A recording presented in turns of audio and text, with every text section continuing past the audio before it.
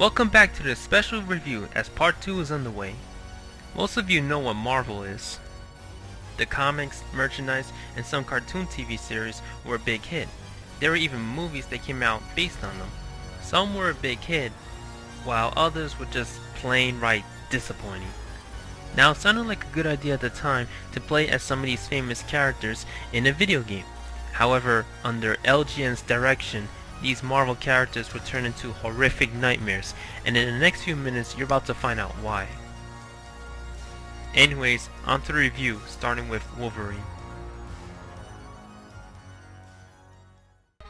Yes, X-Men's famous character had his very own game. You would think a game with him alone would be quite entertaining, but no! LJN screwed us again by presenting us a completely awkward style of a side-scrolling adventure. The graphics, gameplay, and music are somewhat decent. Every time you complete a level, you have to see Wolverine's old nemesis Sabretooth talking some random shit to you. And I mean every level, all the way up to the last level of the game.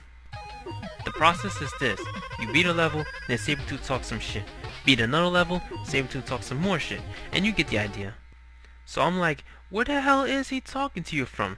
Why don't he just shut the fuck up and show up already so Wolverine can kick his ass?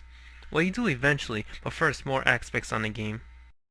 If you press the select button, Wolverine's claws will come out, and you basically use them on enemies that take more than one hit to take down. But each time you use the claw, a bit of your life will be taken away. Don't know why.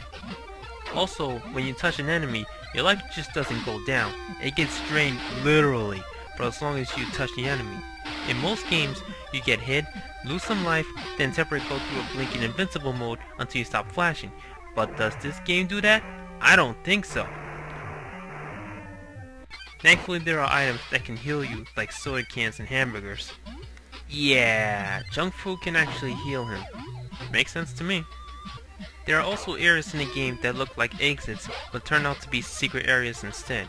And basically you get lots of healing items, points, and even a member of the X-Men will help you out by giving you unique items.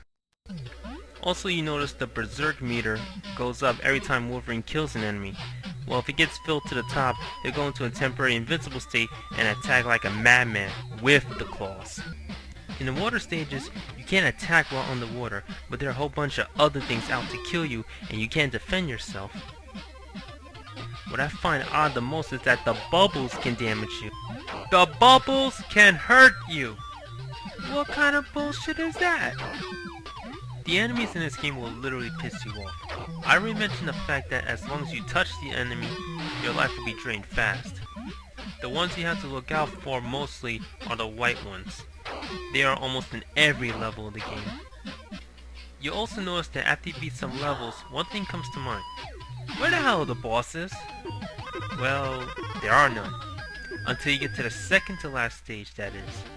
Sabretooth says you'll be fighting Magneto at the end of stage 8. However, when you do get up to him, something else comes to mind. What the fuck is this? What the hell is up with him operating a device to stop Wolverine? Once you make a couple hits against the barrier, Magneto will back up and start shooting magnetic waves at you. A little more like his style, but still disappointing. This part is easy. He attacks, you attack. Get out of the way of his attack, then attack him again. And this repeats until he decides to flee. Okay. Now we get to the ending of the game. But what about Sabretooth? He's been talking shit throughout the whole game and hasn't shown up at all? Oh, wait a minute. Here he comes. And despite the fact that some of the X-Men are there to back him up, Wolverine tells them to back away because this is his fight. Damn straight it is. Now fighting Sabretooth can be kinda confusing. All he does is jump around and shoot darts at you, and you think you have to just beat him, but after a while it's like, how many damn hits does he actually have? Well, after 10 minutes of fighting him, I realized that there's a ledge on the far right side of the screen, and you have to knock him off in order to end the game. So basically all you have to do is push Sabretooth off the ledge, and once you finally manage to beat him, he'll fall off. Adios, you son of a bitch.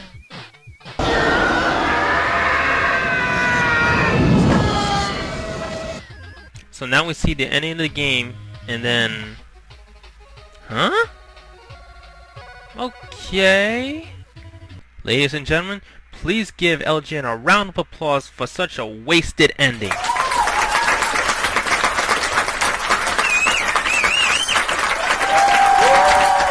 Overall, this game gets a 5.25 out of 10. On to the next game. This game actually would have been good if it wasn't for one thing: the controls.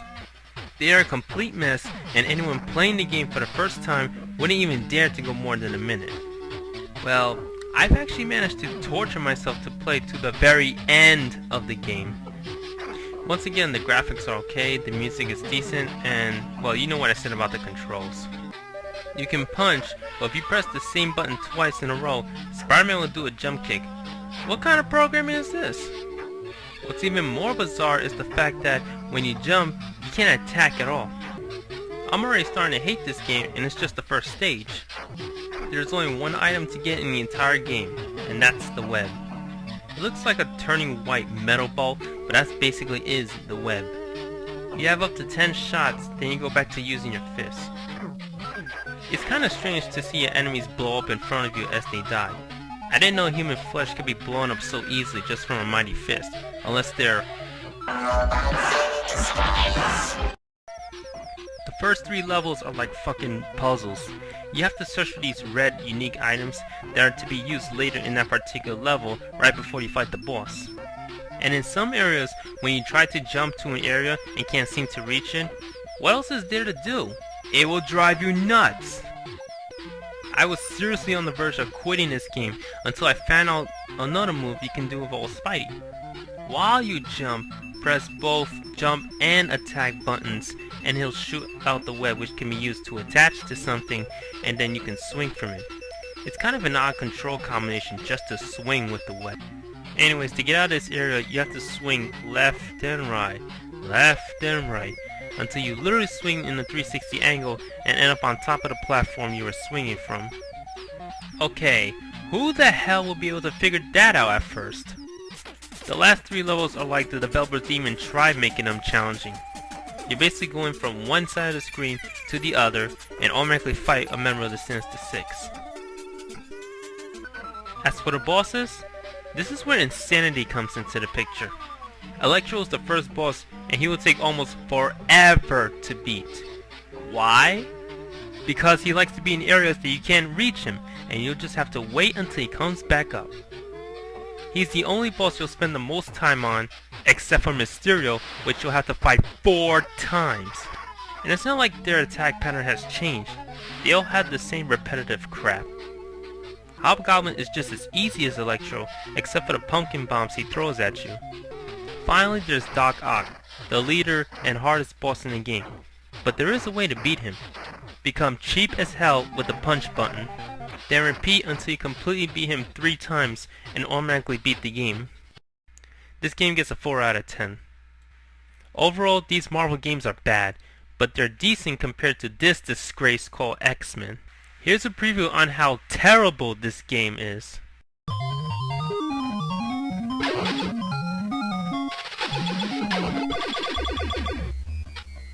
That's how shitty this game is.